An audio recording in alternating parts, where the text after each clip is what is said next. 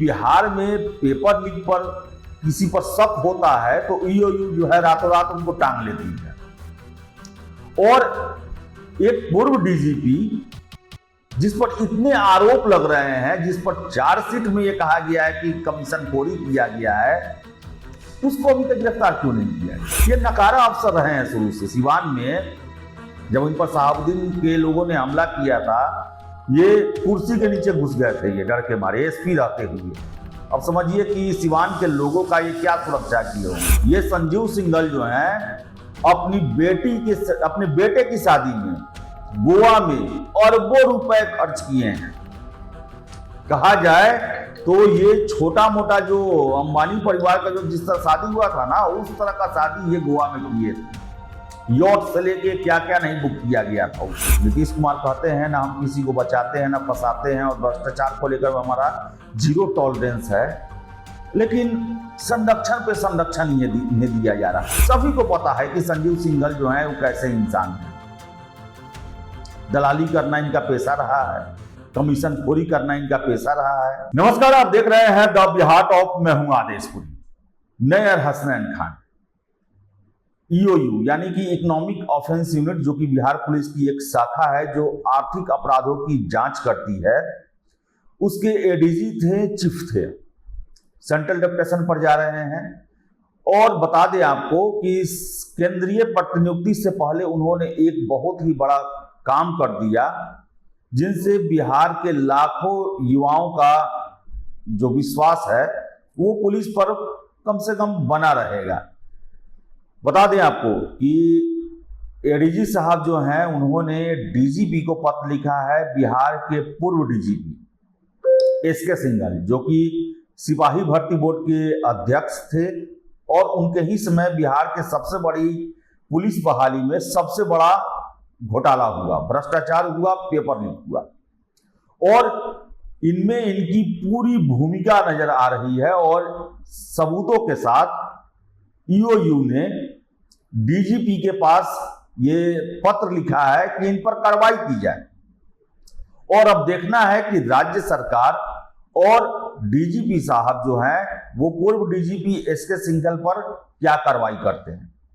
आरोप आपको बता दें कि जब से पेपर लीक कांड हुआ तब से छात्र हो, छात्र नेता दिलीप हो या पूर्व आईपीएस अधिकारी अमिताभ दास हो, लगातार एक सुर में कहते रहे कि इस पेपर लीक का मास्टरमाइंड सीएसबीसी यानी कि केंद्रीय चयन परिषद जो सिपाहियों की भर्ती करती है उसके अंदर ही बैठा हुआ है। एसके सिंघल को लेकर ये सारे लोग, चाहे छात्र नेता दिलीप हो, पूर्व आईपीएस अधिकारी अमिताभ कुमार दास हो या छात्र हो, लगातार इन पर उंगलियां उठाते रहे और एक सुर से कहते रहे कि बिना एसके सिंघल के मिली भगत के इतना बड़ा कांड हो ही नहीं सकता। और आज देखिए, आज जो है हिंदुस्तान पेपर में ये खबर दिया गया है, हेडलाइन है ये खबर कि पूर्व डीजीपी पर कार्रवाई के लिए ईओयू ने पत्र लिखा है, और यह भी लिखा गया है कि इनकी परीक्षा माफियाओं से सांठगांठ थी।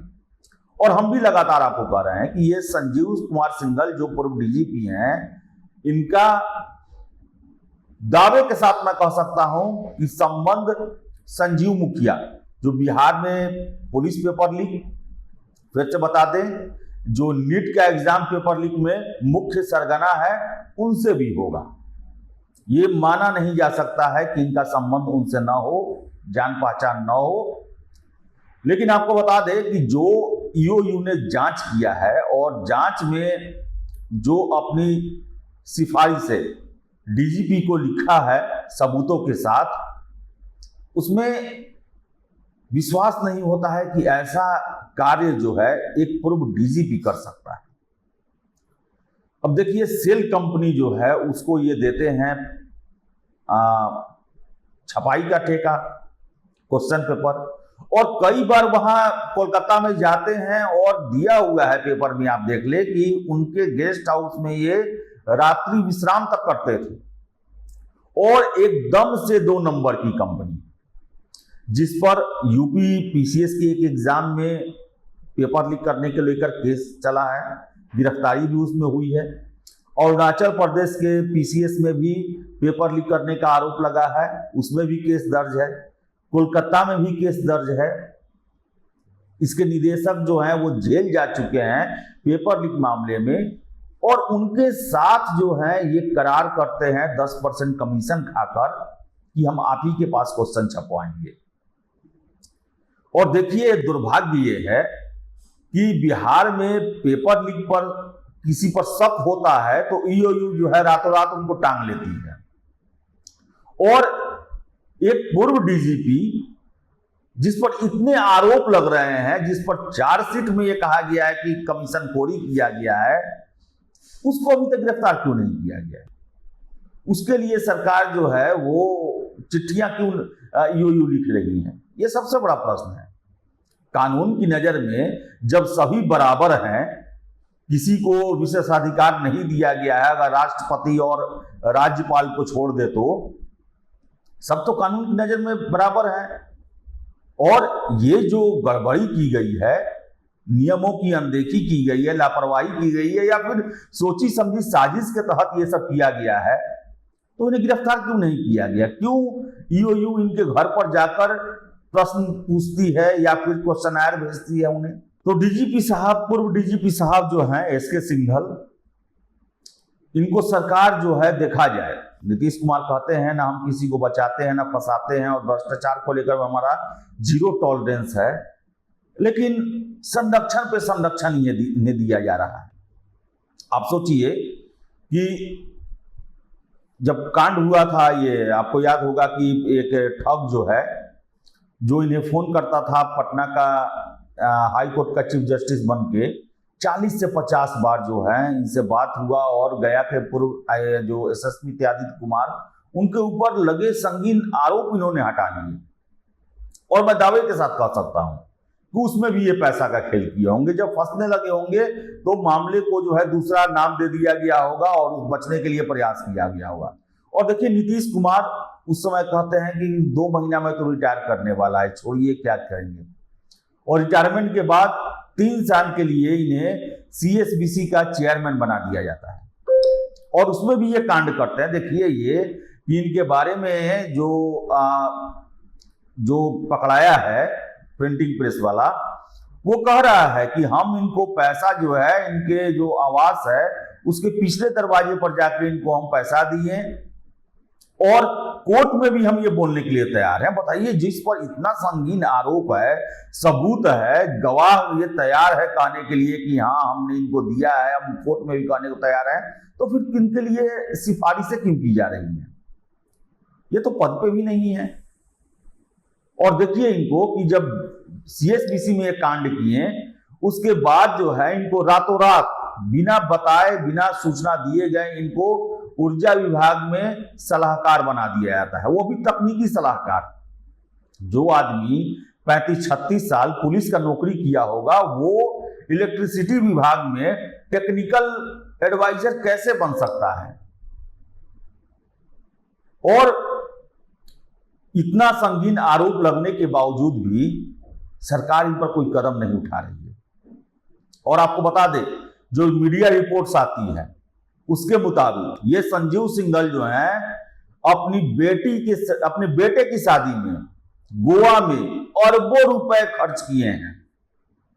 कहा जाए तो ये छोटा मोटा जो अंबानी परिवार का जो जिस तरह शादी हुआ था ना, उस तरह का शादी ये गोवा में किए थे।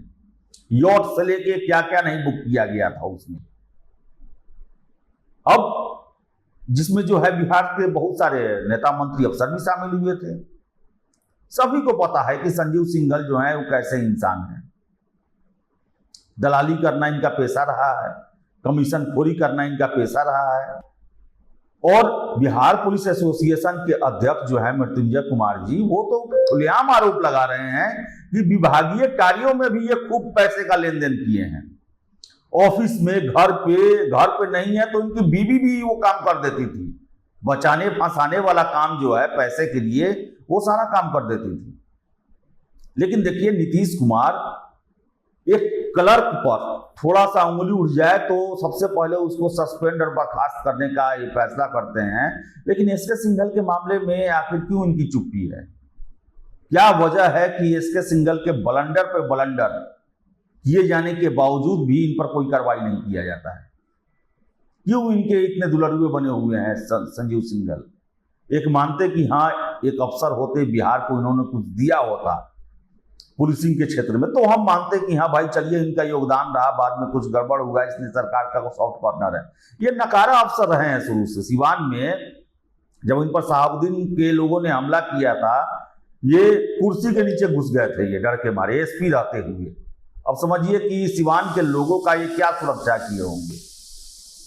इनको एक व्यक्ति जो है पटना हाई कोर्ट का चीफ जस्टिस बनकर 50 बार फोन करके बेवकूफ बना देता है और एक आईपीएस अधिकारी इस पर इतना संगीन आरोप लगा हुआ उसको बरी करा देता है, तो समझ सकते हैं आप ये कैसे इंसान रहे होंगे।